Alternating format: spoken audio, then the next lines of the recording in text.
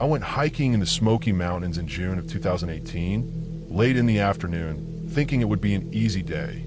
I had been on that trail before. It was popular enough to feel safe, but long enough to still feel quiet once you moved away from the main sections. The air was thick with summer heat, the kind that settles into your clothes and never quite leaves.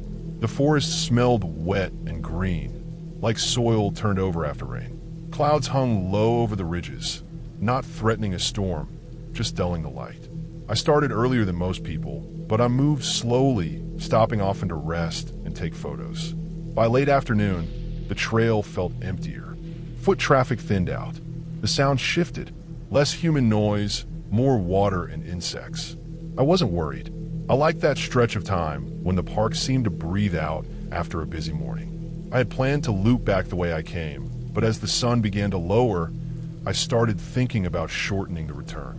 I knew there was a river crossing ahead. The official trail followed it upstream to a shallow footbridge, but I remembered a spot farther down where people crossed directly. I had seen it mentioned online, not marked, just a place where the river widened and looked calmer. It would cut at least 40 minutes off the hike. When I reached the river, it looked manageable. The water moved fast but smooth, sliding over dark stones. It wasn't deep in the center, maybe knee-high at most. The sound was louder than I expected, constant and heavy. I stood on the bank for a while, watching the surface, trying to judge the current. The river carried branches and foam, but nothing large. I told myself to be careful, not brave. I stepped in slowly, testing the ground with my boot. The water was colder than I expected, biting through the sole. The stones were slick, rounded smooth. I leaned forward, using my trekking pole to steady myself. The first few steps went fine. The current pushed, but I could handle it. Halfway across, the river changed. The bottom dropped suddenly, just enough to throw off my balance. My right foot slid sideways, and the current hit my legs hard. I lurched forward, water surging up my thighs. My pole jammed between two rocks and snapped. For a moment, I was tilted downstream, my pack pulling at my shoulders. I panicked. The current grabbed my legs and tried to take them out from under me. I felt myself start to go, my weight shifting past the point where I could recover. Cold water rushed higher, soaking my shorts. My heart hammered so hard it hurt. I threw my free arm out, fingers scraping over stone until they caught on something rough. I twisted my body sideways and dropped to one knee, bracing against the force. The water slammed into my hip and thigh, trying to roll me. I pressed low, gripping the rock with everything I had. It took several seconds to regain control of my breathing. When I finally pushed back up, I moved differently, slow and low, sliding my feet instead of lifting them. Step by step, I made it to the other side. I climbed onto the bank and collapsed onto wet leaves, gasping. My hands shook. My legs burned from the effort. I lay there for a while, letting the fear drain out. The forest around me felt unchanged, indifferent to what had almost happened. When I sat up, I scanned the opposite shore, mostly out of habit, making sure I hadn't dropped anything. That was when I noticed someone standing there. They were partly hidden by trees, far enough back that they weren't near the water. I hadn't seen them before. They stood still, facing the river, facing me. I couldn't see details, just the outline of a person in dark clothing. No movement, no attempt to help, just watching. At first, I assumed they had arrived while I was focused on crossing. That made sense. The trail wasn't empty, but something about the way they stood felt wrong. Their posture was stiff, upright, arms close to their sides. They weren't holding anything. They weren't shifting their weight. They didn't react when I slipped or when I reached the bank. I stayed where I was, catching my breath, pretending not to notice them. My pulse picked up again. I told myself not to overthink it. People hesitate. People freeze. Maybe they thought I had it under control. After a minute, I stood and brushed myself off. I adjusted my pack and took a few steps away from the river. Only then did I turn fully and look back. The spot where the person had been standing was empty. I stared at the trees, scanning left and right. The undergrowth was thick. Ferns and low branches filled the space between trunks. There was no clear path leading away. I expected to see movement, some sign of someone stepping back or turning. There was nothing. I walked closer to the river's edge and looked down at the mud along the bank. My own footprints were there, deep and messy from the wet boots. On the opposite side, there were none. No prints leading toward the water. No impressions behind the trees where the person had stood. The realization crept in slowly, heavy and unsettling. The person hadn't moved away while I was distracted. They hadn't gone upstream or downstream. They hadn't crossed back onto the trail. There was no sign they had ever been there at all. I stayed longer than I should have, searching the area with my eyes, my senses stretched tight. The forest felt different now. Closed. Heavy. Every rustle made me tense. I felt exposed standing there, wet and tired, with one broken pole and fading light. I moved on quickly, keeping to the trail, no more shortcuts. The path climbed gently away from the river, winding through dense trees. Shadows deepened. The light thinned. I checked behind me often, expecting to see someone between the trunks. I never did.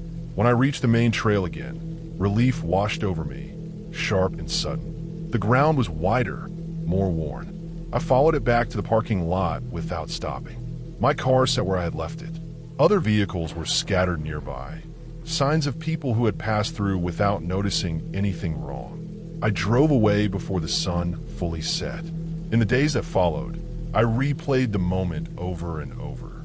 I tried to explain it in simple terms. Someone could have stepped back quietly. The ground could have been too hard to hold prints. I could have imagined the figure, my mind filling in a shape during a stressful moment. But none of those explanations satisfied me. I know what I saw. I know how still they were. I know how quickly they vanished. What bothered me most was not that someone watched me struggle. It was that they stayed hidden, silent, and left no trace. They didn't help. They didn't reveal themselves. They observed and then disappeared when they were no longer needed or interested. Since that day, I don't take shortcuts on trails. I don't assume people nearby are safe. I don't trust that someone watching will step in if things go wrong. The Smoky Mountains are beautiful, but they are vast, and they hold more than scenery. They hold people whose reasons for being there are not always clear. I walked away from that river on my own, but I didn't leave unchanged. Every hike since then carries that memory, the image of a silent figure standing back while the water tried to take me, and the empty ground where they should have been. I chose that trail because it was familiar. I had walked it dozens of times over the years, in every season, alone and with friends, early mornings and late afternoons. I knew where the ground dipped after rain, where the roots crossed the path, where the trees opened into a wide clearing that always caught the light just right. It was the kind of place you stop noticing because nothing ever changes. That sense of routine was the reason I went there that day. I wanted something easy, something that didn't require thinking. The weather was mild, overcast, but bright enough to see far into the trees. The air smelled dry, with a faint hint of pine sap. I parked in the usual spot and locked my car, noticing nothing out of place. No unfamiliar vehicles. No litter. The trailhead sign looked the same as it always had. Worn lettering, corners chipped from years of weather. I checked my watch and stepped onto the path without hesitation. The first stretch felt normal. Packed dirt under my boots, leaves pushed to the sides by foot traffic. The forest moved around me in its usual way. Wind in the upper branches, birds calling from a distance, insects clicking low in the brush. I walked at an easy pace, letting my thoughts drift. I didn't feel watched. I didn't feel tense. It was just another hike. About 20 minutes in, I noticed something small. A branch lay across the trail where it hadn't before. It wasn't unusual for branches to fall, but this one had been placed neatly, almost perpendicular to the path.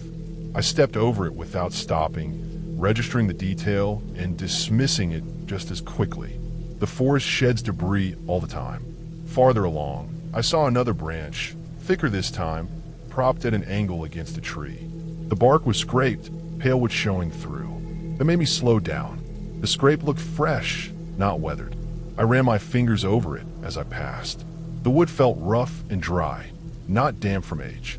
I told myself someone had cleared fallen limbs recently. Maintenance crews came through now and then. Still, the placement felt careless for official work. I kept walking, As the trail narrowed, the ground changed. The dirt gave way to softer soil, dark and loose. Footprints overlapped in places where the path curved, but none stood out as recent. The trail markers were where they should be, painted blazes on tree trunks at regular intervals. Everything pointed forward. When I reached the clearing, my pace slowed to a stop. The space was wrong. The clearing had always been wide and open, ringed by tall trees with clean sight lines through the trunks. Sunlight usually reached the center even on cloudy days. That afternoon, it felt closed in. The trees along the edges leaned inward, some bent at sharp angles, others scarred with long cuts through their bark. Brush had been piled in places where the ground used to be bare. The path I knew so well did not cross the clearing anymore. Instead, it ended in a dense thicket. I stood there, staring, trying to reconcile memory with what I saw. The trail didn't fade or split. It stopped. The packed dirt disappeared into tangled growth. Branches crisscrossed at chest height. Thorns hooked into one another, forming a barrier thick enough to stop a person cold. This wasn't natural overgrowth. The plants were broken and bent, forced into place. Some branches were snapped cleanly, and sharp and pale. I stepped closer and crouched, scanning the ground. The soil was disturbed, churned up by boots. Not many prints, but enough to tell someone had been working here. Drag marks cut shallow lines through the dirt, leading into the thicket and then back out. I followed them with my eyes, feeling my chest tighten. This trail did not end here. It never had. I turned slowly, looking around the clearing. More details surfaced the longer I stared. Trees marked with shallow cuts at waist height. Not enough to kill them, just enough to scar. Sap had dried into amber streaks. Smaller trees had been bent over and pinned down with rocks. Someone had reshaped the space deliberately, turning something open into something confusing and dangerous. The thought landed hard and stayed there. Someone had been altering the trail, not clearing it, changing it. I straightened and scanned the forest beyond the clearing. The trees stood close together, shadows layered deep between trunks. I listened. The forest sounded the same as before, but now every sound felt closer, sharper. A bird took off suddenly, wings beating hard. I flinched. I checked behind me for the first time. The path I had come from lay empty, stretching back between trees. Nothing moved. Still, I felt the urge to leave settle in my gut, heavy and urgent. This was not a place to linger. Whatever had been done here was recent, careful, and hidden from casual view. I turned around and started back the way I had come. My pace was faster now, steps measured but quick. I stayed centered on the trail, watching the ground ahead and the space behind me in turns. Every few seconds, I glanced over my shoulder, half expecting to see someone standing where the path curved out of sight. Each time, there was nothing. As I moved away from the clearing, more signs appeared. A trail marker had been scraped over, the paint gouged out. Another marker pointed slightly off, angled just enough to mislead someone not paying attention. In one spot, rocks had been stacked along the edge of the trail, forming a false boundary that nudged the path toward a steep drop hidden by brush. I stopped there, heart pounding, and imagined what would happen if someone followed that edge without noticing. A misstep, a fall, an injury far from help. The intent felt clear now. This wasn't vandalism for boredom. This was methodical. Someone was reshaping the trail to confuse, to funnel, to trap mistakes. I moved again, faster. My breathing grew shallow. Sweat prickled along my spine despite the cool air. The forest seemed tighter, closer, every tree a possible hiding place. I kept my head turning, eyes working nonstop. At one bend, I thought I heard movement behind me. Not footsteps, just the faintest shift like fabric brushing bark. I stopped dead and listened. The sound didn't repeat. Silence filled the space, thick and pressing. I stood there for a long moment, forcing myself not to run, not to panic. When I continued, I didn't slow until the trail widened again. The final stretch felt endless. My legs ached from tension. My shoulders stayed raised, ready for something to happen. When I finally saw the trailhead sign through the trees, relief hit me so hard it made me dizzy. I stepped out into the open area, scanning the parking lot. It looked normal. A few cars had come and gone. No one stood near the trees. I unlocked my car, got inside, and locked the doors immediately. Only then did I allow myself to breathe fully. I sat there for several minutes, replaying the hike in my head, cataloging every detail. The changes weren't random. They were targeted to places where people trusted the trail the most. Familiar sections, easy routes, the kind of places where hikers stopped paying attention. Later that day, I reported what I saw to park authorities and sent photos I had taken of the clearing and the altar markers. They took it seriously. Weeks later, I learned that they had found more changes farther down the network, all subtle, all dangerous. Someone had been working slowly, carefully, over time. I never went back to that trail. I still hike, but I don't rely on memory anymore. I check markers. I question familiar paths. I trust the feeling that tells me when something is wrong, even if I can't explain it right away. Trails are shaped by people as much as nature, and sometimes the most dangerous changes are the ones made where no one expects them. I went hiking in the Smoky Mountains in June of 2018, late in the afternoon, thinking it would be an easy day. I had been on that trail before. It was popular enough to feel safe, but long enough to still feel quiet once you moved away from the main sections. The air was thick with summer heat, the kind that settles into your clothes and never quite leaves. The forest smelled wet and green, like soil turned over after rain. Clouds hung low over the ridges, not threatening a storm, just dulling the light. I started earlier than most people, but I moved slowly, stopping often to rest and take photos. By late afternoon, the trail felt emptier. Foot traffic thinned out. The sound shifted, less human noise, more water and insects. I wasn't worried. I liked that stretch of time when the park seemed to breathe out after a busy morning. I had planned to loop back the way I came, but as the sun began to lower, I started thinking about shortening the return. I knew there was a river crossing ahead. The official trail followed it upstream to a shallow footbridge, but I remembered a spot farther down where people crossed directly. I had seen it mentioned online, not marked, just a place where the river widened and looked calmer. It would cut at least 40 minutes off the hike. When I reached the river, it looked manageable. The water moved fast but smooth, sliding over dark stones. It wasn't deep in the center, maybe knee-high at most. The sound was louder than I expected, constant and heavy. I stood on the bank for a while, watching the surface, try to judge the current. The river carried branches and foam, but nothing large. I told myself to be careful, not brave. I stepped in slowly, testing the ground with my boot. The water was colder than I expected, biting through the sole. The stones were slick, rounded smooth. I leaned forward, using my trekking pole to steady myself. The first few steps went fine. The current pushed, but I could handle it. Halfway across, the river changed. The bottom dropped suddenly, just enough to throw off my balance. My right foot slid sideways, and the current hit my legs hard. I lurched forward, water surging on my thighs. My pole jammed between two rocks and snapped. For a moment, I was tilted downstream, my pack pulling at my shoulders. I panicked. The current grabbed my legs and tried to take them out from under me. I felt myself start to go, my weight shifting past the point where I could recover. Cold water rushed higher, soaking my shorts. My heart hammered so hard it hurt. I threw my free arm out, fingers scraping over stone until they caught on something rough. I twisted my body sideways and dropped to one knee, bracing against the force. The water slammed into my hip and thigh, trying to roll me. I pressed low, gripping the rock with everything I had. It took several seconds to regain control of my breathing. When I finally pushed back up, I moved differently, slow and low, sliding my feet instead of lifting them. Step by step, I made it to the other side.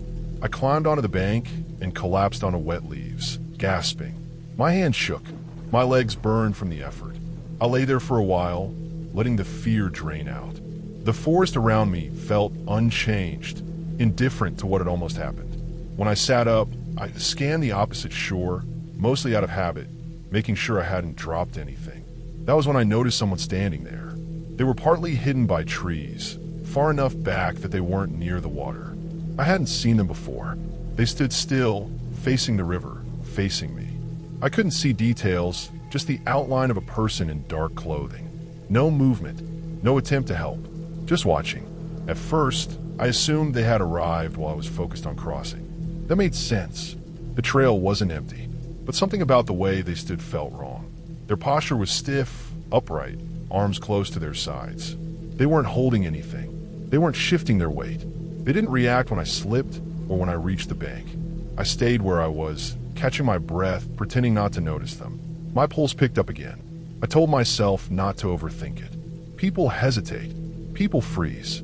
Maybe they thought I had it under control. After a minute, I stood and brushed myself off. I adjusted my pack and took a few steps away from the river. Only then did I turn fully and look back. The spot where the person had been standing was empty. I stared at the trees, scanning left and right. The undergrowth was thick. Ferns and low branches filled the space between trunks. There was no clear path leading away. I expected to see movement, some sign of someone stepping back or turning. There was nothing. I walked closer to the river's edge and looked down at the mud along the bank. My own footprints were there, deep and messy from the wet boots. On the opposite side, there were none. No prints leading toward the water. No impressions behind the trees where the person had stood. The realization crept in slowly, heavy and unsettling. The person hadn't moved away while I was distracted. They hadn't gone upstream or downstream. They hadn't crossed back onto the trail. There was no sign they had ever been there at all. I stayed longer than I should have, searching the area with my eyes, my senses stretched tight. The forest felt different now. Closed. Heavy. Every rustle made me tense. I felt exposed standing there, wet and tired, with one broken pole and fading light. I moved on quickly, keeping to the trail, no more shortcuts. The path climbed gently away from the river, winding through dense trees. Shadows deepened. The light thinned. I checked behind me often, expecting to see someone between the trunks. I never did.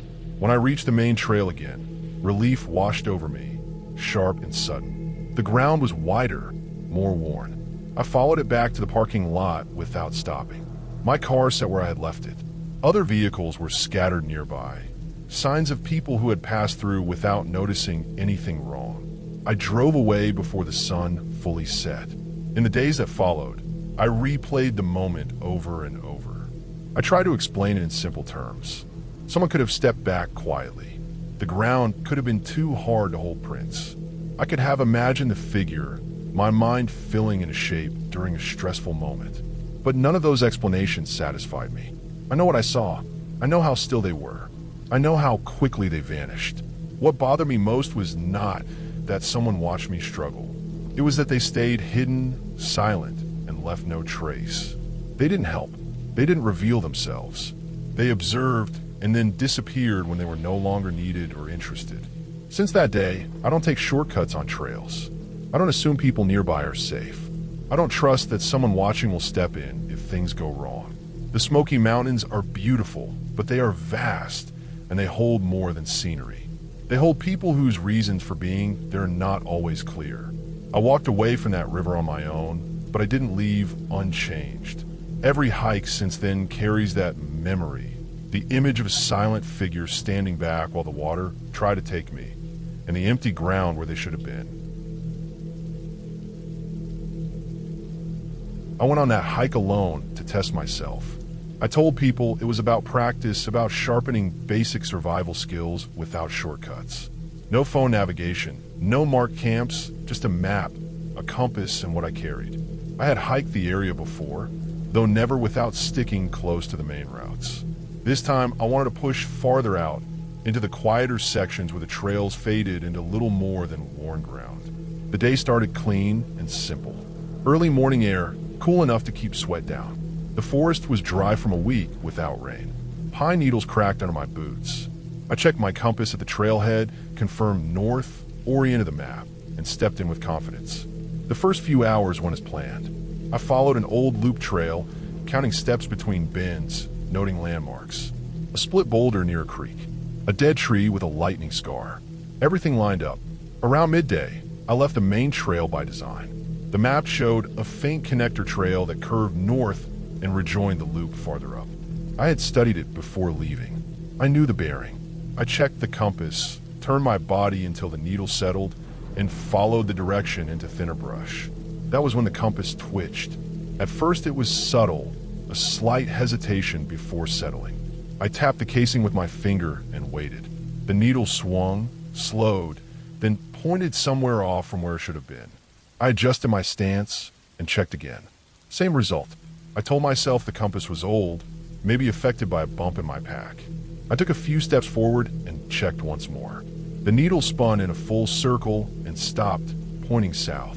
I frowned and turned my body slowly, watching the needle track my movement.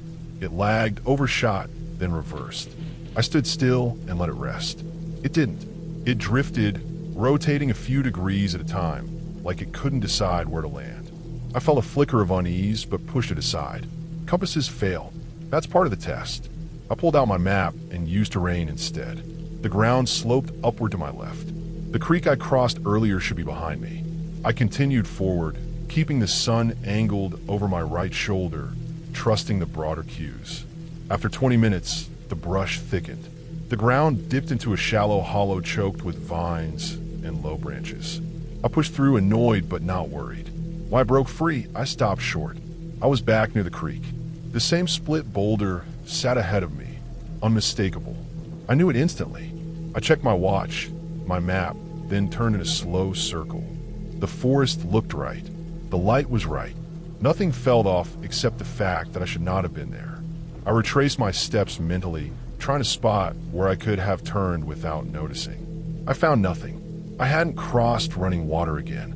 I hadn't climbed or descended enough to loop naturally. Still, there I was. I took a breath and reset. Mistakes compound when you rush. I checked the compass again. The needle spun, faster this time, clicking softly against the stop pin. I shook it once gently, then held it level. It pointed east, then west, then drifted north before swinging away again. I put it back in my pocket and chose a direction based on the sun alone. I walked for longer this time, keeping my head up, marking trees with small scratches for my knife, careful to space them evenly. The forest grew denser, darker. Understory closed in. Branches snagged my sleeves. The ground became uneven, tangled with roots. When I emerged into open space again, my stomach tightened. It was the same hollow. My marks were on the trees. Fresh. Exactly where I had left them. I stood there longer than I should have, staring at the scratches, feeling heat rise into my face. This wasn't just bad navigation. The loops were too clean, too consistent. Each attempt ended in the same place, no matter the path I took. I forced myself to slow down. Panic wastes energy. I sat on a fallen log, drank water, and took stock. The compass was unreliable. The map assumed trails that might not exist anymore. The sun had shifted lower. I had hours of daylight left, but not enough to wander blindly. I decided to head north no matter what. I picked a bearing using the sun's position and committed to it. No deviations, no adjustments, straight line travel. The forest fought me immediately. Brush thickened. Fallen trees blocked progress. I climbed over, crawled under, kept going. Sweat soaked my shirt. My legs burned. I checked behind me often, half expecting to see something following my path, but there was nothing. Just trees closing in behind me. When I finally broke into clearer ground, relief surged through me. It lasted only seconds. I was back at the hollow again. The sun dipped toward the horizon, light turning gold, then dull orange. Shadows stretched long and uneven. My confidence cracked. The repetition felt deliberate, as if the land itself had decided where I belonged. I knew that wasn't possible, but knowing didn't help the feeling. I checked the compass one last time. The needle spun freely now, never settling like it had lost its anchor. I noticed faint scratches on the casing that hadn't been there before. Metal scuffs.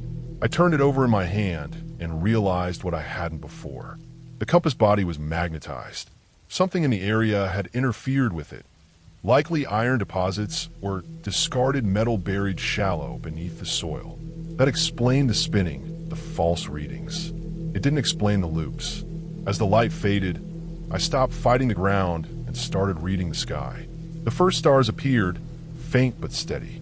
I found a North Star by habit, relief washing over me as something finally held still.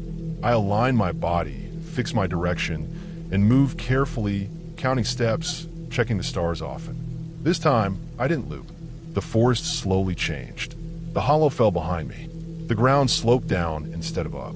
Air moved more freely. After an hour of careful travel, I reached a fire road, wide and flat, gravel crunching under my boots. I followed it until I found a marker I recognized from the map. I reached my car well after dark, exhausted, scraped, and shaken. In the days that followed, I dug into maps and geological surveys. The area sat over iron-rich ground, enough to disrupt cheap navigation tools. Old logging paths crisscrossed beneath the forest, some still visible, some half erased. The hollow sat at the center of several subtle curves, funneling movement back inward unless you held a true line long enough to break free. Nothing supernatural had happened, nothing impossible. Still, the memory of walking those loops stays with me.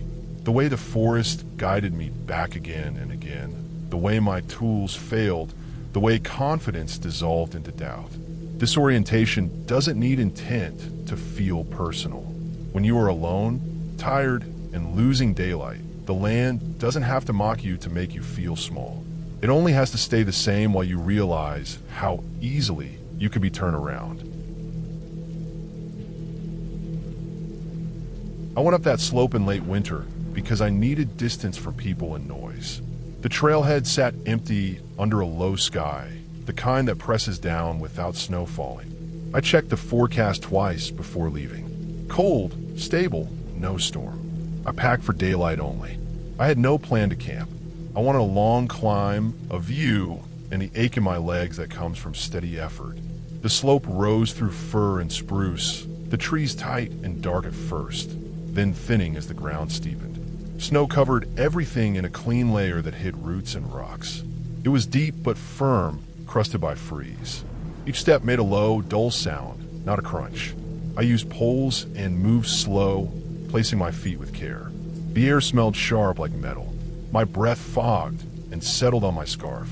As I climbed, the forest opened in patches. The slope angled toward a ridge I could not see yet. Wind came and went in narrow gusts, sliding down the face like water. When it died, the quiet felt heavy. No birds, no distant road, just the steady sound of my breathing and the scrape of my boots. I noticed a figure when I stopped to drink. I had stepped onto a small bench where the slope eased. I pulled my bottle, took a mouthful, and lifted my head. Across the slope, about 40 yards away, among the trees, something stood out against the snow. Dark, vertical, human-shaped in a simple way. No movement at all. At first I thought it was a stump or a cluster of branches. Then my eyes adjusted and the shape held. It stood between two trunks, straight, narrow at the top, wider at the shoulders, tapering down. The color was wrong for bark. It was too flat, too deep, black against white. I stayed still and watched. Wind brushed the trees around it. Snow sifted from needles. The shape did not sway. It did not tilt. It did not break apart as my eyes searched for lines that would turn it into something else. I waited for a blink or a shift, some sign of life. Nothing came. My first thought was another hiker, dressed in dark gear, pausing like I was. That idea did not last. No pack shape showed. No head angle. No steam of breath. The stance felt wrong. Too stiff. Too exact. I felt a rise of heat in my chest that had nothing to do with effort. I checked the ground between us. The snow lay smooth, no tracks crossing the slope. I told myself they could be higher up, behind the trees, hidden by angle. That explanation helped a little. It did not solve the way the figure felt anchored, like it had been placed there. I took a step sideways to change the angle. The shape stayed the same. I took another, slow, careful, keeping my eyes on it. Still nothing. I shifted my weight, testing the crust. My poles bit and held. I decided to move closer, not out of curiosity, but to settle the problem. Distance lets fear grow. Closer brings detail. I moved up slope at a shallow angle, keeping my path safe. Every few steps I stopped. The figure remained. When I closed half the distance, a gust swept through and lifted snow from the branches. White dust crossed my view. When it cleared, The place where the figure stood was empty. It did not step away. It did not fall. It was gone in the way light leaves when a cloud slides over the sun. One moment there, the next not. I stared at the gap between the trees. I looked for a trunk I had missed. I looked for a shadow that shifted with wind. I saw nothing that matched what I had seen before. I stood there longer than I should have in cold like that. My fingers burned. I forced myself to move again, this time straight toward the spot. The snow underfoot stayed unbroken. When I reached the trees, I slowed and scanned the ground. No footprints, no scuffs, no drag marks. The snow lay smooth except for needle scatter and a fallen cone half buried. I circled the area in a tight loop.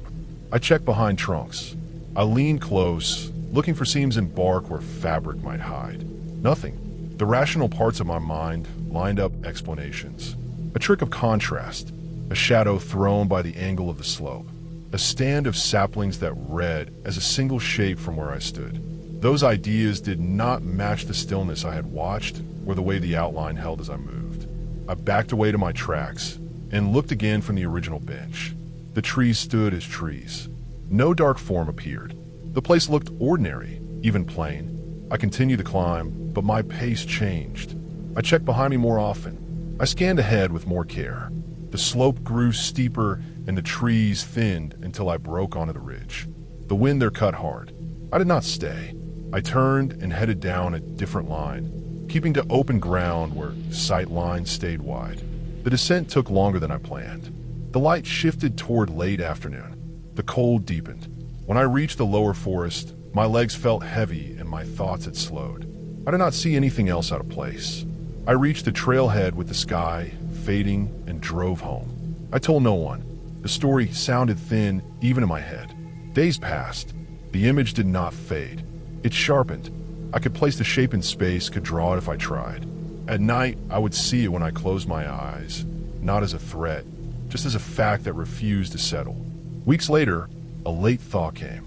I went back on a clear day, not to test myself, but to finish the problem. Snow still lay in patches, but much had melted.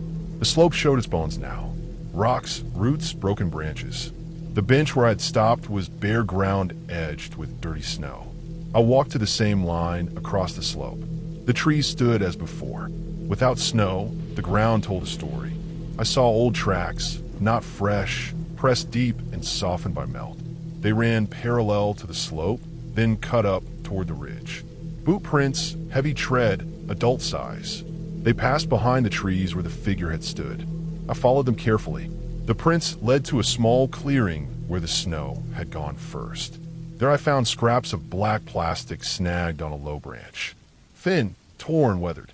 Nearby, a length of cord lay half buried in needles. I traced the cord to a stump. The top of the stump held a notch where something had been tied. I stood back and took it in. A tarp or poncho, dark and flat, hung between trees or over a frame, pulled tight by cord. From the bench, with snow everywhere, it would read as a human shape. In windless moments, it would not move. When the gust came, the cord could slip or the fabric could tear free and drop, leaving nothing but clean snow beneath. The lack of footprints made sense now. The person who said it had moved there before the snowfall or during a storm that erased signs. The old tracks I saw had been hidden under weeks of white.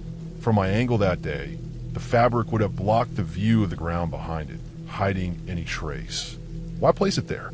Hunters use dark screens to break outline, to watch a slope without being seen. Poachers use them too.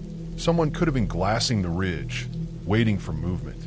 When they heard me, they could have pulled the cord and let the screen fall, then moved off upslope, their tracks swallowed by fresh snow. I looked upslope and imagined a person lying prone, watching through branches, counting my steps. The thought made my skin crawl, but it fit the facts. No blink, no movement, then gone. I gathered the scraps and cord and packed them out. I did not want them there anymore. When I left, the slope looked like a slope. Trees were trees. The bench was just a place to rest. The image still comes back at times, but it has edges now. It sits in a real frame with real causes. I know what I saw and why it vanished. That knowledge does not erase the feeling I had standing alone in the cold, watched by something shaped like a person and silent as snow. It only keeps it from spreading into something worse. I was hiking alone in the northern Rockies of Montana in September 2020 because I wanted space before winter closed the high routes. That year had already felt tight and loud, even in places meant to be open. I picked a lesser used drainage that branched off a known trail, nothing illegal, just quieter ground. I had maps downloaded and paper backups. I trusted them. They showed no structures anywhere near where I planned to go. The afternoon light was already slanting when I left the main trail. The air carried that early fall smell, dry grass mixed with pine resin and cold water. The ground rose and fell in long waves. I moved slow, not from fatigue, but because the land asked for it. Deadfall crossed the slope at odd angles. Old burned scars left patches of sharp sunlight that made my eyes ache after shade.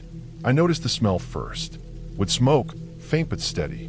Not the sharp bite of a campfire burning trash, but the softer scent of seasoned wood. It did not belong where I was. Fire restrictions were still active. I stopped and stood still listening. Wind moved through the treetops. Somewhere far off, water ran over rock. No voices, no engine. The smoke smell stayed. I followed it without thinking much about why. Curiosity felt safer than turning back without knowing.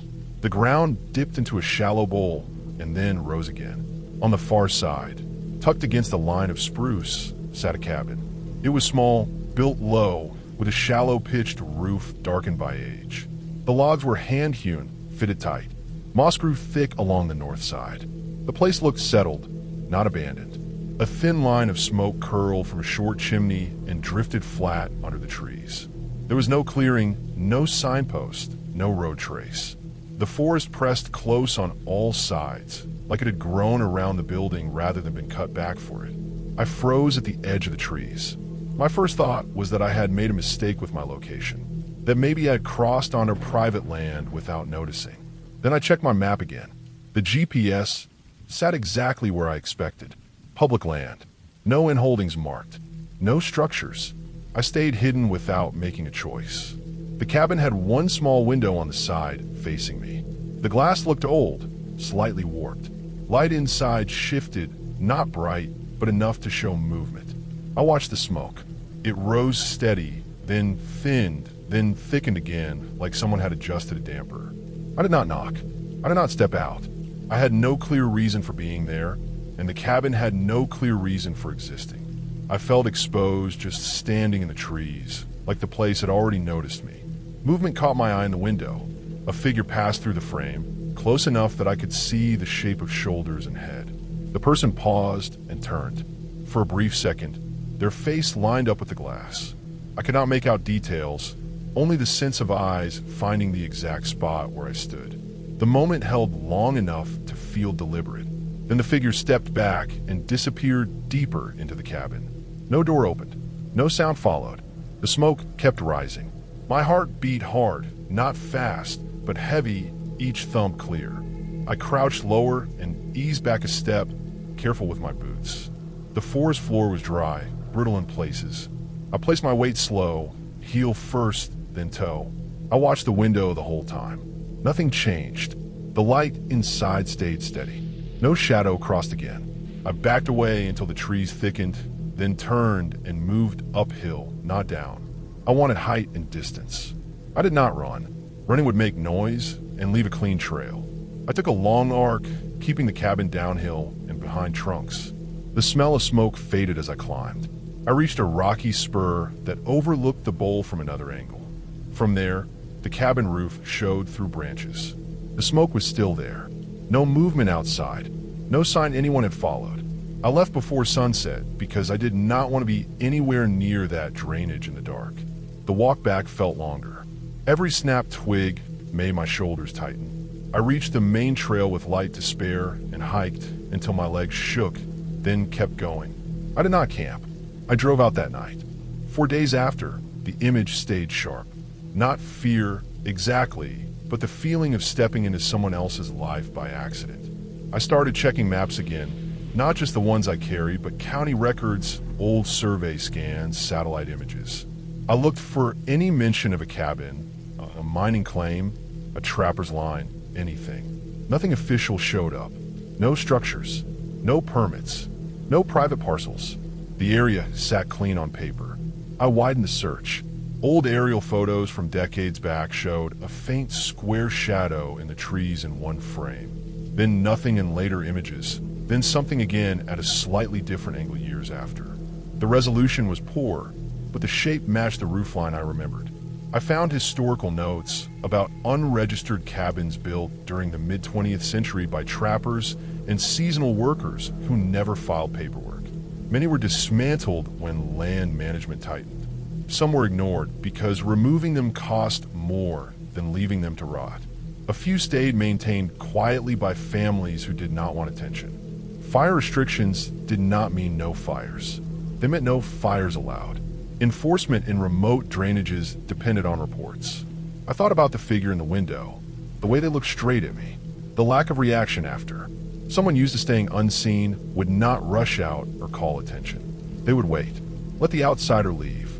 I contacted a local ranger office with a vague description, careful not to give exact coordinates. The response came back formal and short. No record of a cabin in that area. No recent patrols. No action plan without a precise location. That answer settled it more than I expected. The cabin existed in a gap between records and effort. Someone lived there or used it quietly, without permission, without interest in being found. The smoke meant it was active. The look through the window meant I had been noticed and judged not worth confronting. I did not go back. The explanation that stayed with me was simple and complete. The cabin was real, built long ago, kept alive by someone who knew how to stay off maps. The land allowed it, because the land does not care about paperwork. I had crossed into a place where presence mattered more than rights. The figure vanished from view because they chose to step away, not because they disappeared. I left before sunset because staying would have meant becoming a problem to someone who already knew I was there. I hike that region still, but I stay on marked routes. I trust maps again, but I also know what they miss. Some places exist because people refuse to leave them, and some people survive by making sure they are never officially seen. We planned the hike as a break from routine. Nothing serious, just a long walk through a forest none of us knew well. There were 4 of us, all with some hiking experience, all in decent shape, all carrying light packs. The weather was steady, cool, but not cold, the kind that keeps sweat from building too fast. We parked near an old service road where a faded sign listed several trails. One of them was marked with a smaller arrow, half hidden by brush. It looked older, less walked, and that was enough to draw us in. At the start, the trail felt normal. Packed dirt, pine needles, small stones pressed flat by past boots. Trees stood close, but not tight. Light filtered through in broken lines. The air smelled damp and clean. I remember checking my watch and feeling calm, thinking the day would pass without anything worth remembering. After about 40 minutes, the trail began to change. The ground dipped and rose in short waves instead of steady climbs. The turns came faster. The path narrowed until our shoulders brushed leaves. I noticed how the forest grew quieter, not silent, but muted like sound had weight and was being held down. Birds stayed high. Insects stayed low. Wind barely reached the ground. The first marking appeared on a tree to my right. It was not carved deep, just scratched into the bark. 3 short lines crossed by 1 longer line. The cuts looked fresh, pale, which showed through. I assumed someone had done it with a knife, maybe to mark a turn, maybe boredom. A few steps later, another tree showed the same mark. Then another. They were always on the side of the trail that curved forward, never behind us. The trail bent left, then right, then left again, tighter each time. I started to feel like we were walking inside a loop being drawn as we moved. My sense of direction slipped. The sun should have stayed on one side, but it shifted without reason, blocked by slopes that should not have been there. I checked my phone map. The signal was weak, but present. The dot drifted, then froze. The others stayed relaxed. Their pace never changed. Packs shifted. Boots scuffed. They treated the marks like nothing, just another detail in a forest full of old signs. I felt apart from them, without any distance between us. My focus narrowed. I watched the ground, the trees, the way the trail leaned inward like it wanted to fold. We passed a fallen log I was sure we had already crossed. The bark pattern matched. A split branch stuck out at the same angle. I told myself it was coincidence. Forests repeat shapes. Trails reuse materials. Still, my chest tightened. I slowed and checked behind us. The trail looked clean, untouched, like no one had walked in hours. The scratches on the trees changed after that. They grew longer. Some angled upward, some down. A few circled the trunk in a rough band. None were random. Each set leaned toward the direction we were walking. The bark around them had been rubbed smooth, like hands or packs had brushed past again and again. I imagined people cutting the same trees over time, correcting marks, reinforcing them. The ground began to slope downward without warning. Soil turned soft. Roots broke through entangled rows. We had to watch our footing. The trail split around a cluster of rocks, then joined again. I glanced at my watch. We had been walking longer than planned. My legs felt heavier than they should have. A sharp turn brought us to a narrow clearing. Sunlight pooled there in a way that felt staged, like a spotlight. In the center stood a tree stripped of bark on one side. The wood underneath was scarred with deep cuts, not symbols but tallies. Dozens of them, some faded, some fresh. The ground around the base was bare, packed down hard. We did not stop long. No one suggested it. The mood shifted without a signal.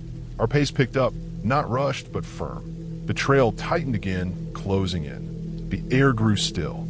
Sweat cooled on my back. I checked my phone again. The map no longer matched the shape of the trail. The dot showed us moving straight when we were turning. Then the trail bent sharply and opened onto the same clearing again. The stripped tree stood in the same place. The tallies were unchanged. A rock near the roots had a white streak of lichen shaped like a hook. I recognized it. My stomach dropped. No one said anything, but I saw the moment land on the others. Shoulders stiffened. Steps slowed. We stood there longer this time. The forest felt closer, like it leaned in to listen. I looked at the tree and understood something simple and heavy. This trail was being shaped, not by nature alone, but by people who wanted others to move a certain way. The bends, the loops, the marks all worked together. It did not need force. Confusion did the work. We turned back the way we thought we came. The trail resisted. Turns appeared that had not been there. Marks pointed forward even when we faced back. The slope felt steeper. My legs burned. Panic stayed low but steady like pressure in my ears.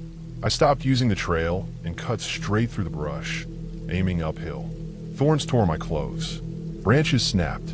The others followed without question. The forest fought less once we left the path. Within minutes, the ground leveled. Sound returned. Wind moved leaves. Light spread wider. We broke out onto a wider, maintained trail marked clearly on my phone. The dust snapped into place. Tom lined up again. We followed it back to the car without stopping. No one looked behind us. Later, at home, I searched maps and records. The lesser-known path did not appear on any official chart. Old forums mentioned a route that caused hikers to get lost without clear reason. A few reports described carved trees used by illegal loggers years ago to guide trucks through protected land. The paths had been altered to hide activity and discourage patrols. When the operation ended, the trail stayed, warped and misleading. The explanation settled something in me. It explained the design, the loops, the insistence. It explained why the forest felt shaped by intent. It was not alive in the way fear suggests. It was worse in a quieter way. It was a leftover tool, still working long after it was meant to, waiting for bodies to move through it and do the rest on their own. I have hiked many times since then. I stay on marked paths. I trust maps and landmarks. When I see fresh cuts on trees, I pay attention. Trails remember what they were built for, even when the reason is gone. I chose that trail because it was familiar and close to home, a place I had walked enough times to feel confident going alone. The forecast called for light fog early, clearing by midday. I started late morning, expecting it to lift by the time I reached the higher ground. The parking area was empty except for my car. Moisture hung in the air, cool and heavy, clinging to my jacket before I even stepped onto the dirt. The fog was not thick at first. It stayed low, sliding between tree trunks and pooling in dips along the path. Visibility stretched maybe 50 feet ahead. The forest felt smaller, quieter, like it had been wrapped in cloth. The trail followed a creek for the first mile. Water moved slow and steady, brown with recent rain. The ground was soft, but not flooded, a mix of mud and packed soil that held footprints clearly. I walked at an easy pace, breathing steady, boots sinking just enough to leave clean impressions. The fog dulled sound. Each step felt louder than it should have. I passed a wooden bridge and entered a stretch where the trail narrowed and curved along a slope. That was where I first noticed someone ahead of me. At first, I thought it was a trick of distance and fog. A shape stood where the trail bent, tall and dark against the pale background. It looked like a person wearing a jacket and a pack. The figure moved slowly, or maybe it did not move at all, and the fog shifted around it. I kept walking, assuming I would close the gap soon. As I got closer, the figure stayed the same distance ahead. My pace was steady. There was no reason it should not change. The trail was flat there. No branches blocked the view. The person did not turn, did not adjust their pack, did not show any sign of noticing me. I tried to place details on him. The jacket looked dark gray. The hood was up. The pack was small, close to the back. The fog thickened without warning. It rolled in from the creek side and swallowed the space between us. For a moment, the figure faded, then returned, closer than before. I felt a spike of alertness. Not fear yet, just attention sharpened by uncertainty. I watched his feet. They should have been leaving marks. The mud behind him looked smooth, like it had not been touched. I kept going, careful with each step. The trail curved again. The figure was now less than 30 feet ahead. Still no reaction. I raised my head and tried to make myself obvious, shifting my stride, letting my boots scuff louder. Nothing changed. The figure stayed rigid, centered on the path, shoulders squared forward. When I reached the bend where I had last seen him, clearly, the trail opened into a short straightaway. The fog thinned just enough to see the ground ahead. The figure was gone. There was no place he could have gone without leaving signs. The trail there was bordered by wet brush on one side and a steep drop on the other. The mud was smooth, untouched. My own footprints stopped at the bend. Beyond that, nothing. No impressions, no scuffs, no broken stems. It looked like the trail had been empty all morning. I stood still and listened. The fog pressed close. The creek noise had faded. I felt exposed in a way I could not explain. I stepped forward slowly, scanning the ground, the brush, the slope. I expected to find something that would make sense of it, a side path, a turnoff, a reason for the missing tracks. About 10 feet ahead, I noticed a shallow depression crossing the trail at an angle. It looked like runoff from rain, a thin sheet of water that had moved across the path and settled again. The mud there was smoother, the edges softened. If someone had stepped through just before the water passed, the marks could have been erased. The explanation felt thin, but possible. I followed the depression with my eyes. It led off toward the creek, where the fog was thickest. The brush there was dense, but not impenetrable. A person could slip through if they knew where to step. I edged closer and saw broken reeds and bent grass low to the ground, faint signs that something had passed through recently. That should have eased my mind. It did not. The feeling stayed sharp. The image of the figure standing ahead, unmoving, replayed in my head. A normal hiker would have shifted, turned, reacted. Even someone lost would show some sign of awareness. This one had not. I moved off the trail a few steps, testing the ground. The mud near the creek was softer, waterlogged. My boots sank deep and filled with water when I pulled it free. If the person had gone that way, he would have left clear tracks. I saw none. I backed up to the trail and forced myself to breathe slow. Fog can hide things. Water can erase signs. People can move faster than expected. I told myself all of that and turned around to head back. The idea of continuing forward felt wrong in a way that did not match logic. My body made the decision before my thoughts caught up. As I walked back, I noticed other details I had missed before. A weathered post stood just off the trail, half hidden by moss. It held a small metal plate, blank except for rust stains. Nearby, a narrow service path cut away from the main trail, barely visible unless you were looking for it. It dipped downhill and vanished in a fog toward the creek. I followed it with my eyes, not my feet. The ground there was firmer, covered in gravel, and old boards sunk into the mud. It looked like a maintenance route, something built to move equipment without drawing attention. If the figure had been standing at that bend, he could have stepped onto that path and disappeared within seconds, hidden by fog and angle. The idea clicked into place. I remembered seeing park workers earlier that year, checking water levels, wearing neutral jackets and small packs. They often stood still for long periods, focused on tasks.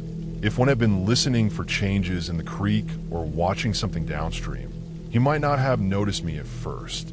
When he did, he could have stepped aside without sound, trained to move quietly. Still, the lack of footprints bothered me. As I walked back, I paid attention to my own tracks. In some places they were clear. In others, the fog condensed and dripped from leaves, sending thin streams across the trail that softened the edges within minutes. In one stretch, my prints faded almost completely after less than 10 steps. The ground was changing constantly. I reached the bridge and crossed it, feeling relief as the familiar shape came into view. The fog thinned further down the trail. By the time I reached the parking area, sunlight was breaking through. The forest looked ordinary again. Later that week, I checked the park website. There was a notice about ongoing water monitoring after recent storms. Staff had been working early mornings, often alone, using temporary access paths near the creek. The notice explained that some routes were unmarked and easy to miss. That explanation settled most of the questions. A worker standing still, focused, then stepping onto a hidden path as fog closed in. Footprints erased by runoff and dripping leaves. A moment stretched by uncertainty. Even with that, the memory stays with me. The image of that silent figure ahead, unaware or pretending to be, fixed in place as the fog moved around him. Every time I hike alone now, especially in low visibility, I think about how easily a person can vanish without anything strange happening at all. I keep my distance. I watch the ground, and when fog thickens, I turn back before it decides what I see.